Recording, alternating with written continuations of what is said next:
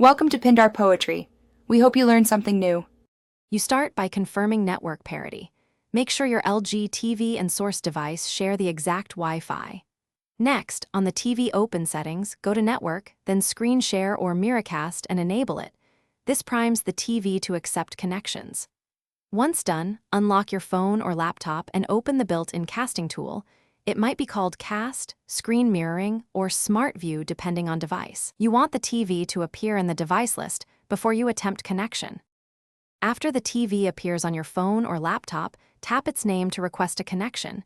You may need to accept a prompt on the TV. You should check casting options on your source. Change resolution, choose landscape or portrait, and enable audio sharing if required. Once connected, make sure apps using the network are minimized. Streaming and large downloads can introduce latency. If video stutters, lower the resolution on your device and move closer to the router to improve throughput.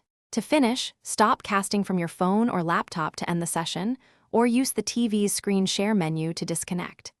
If the TV never appears, power cycle the TV and router. This clears temporary network glitches and often restores discoverability. Make sure both devices run current firmware and OS versions. If problems persist, reset the TV's network settings and retry.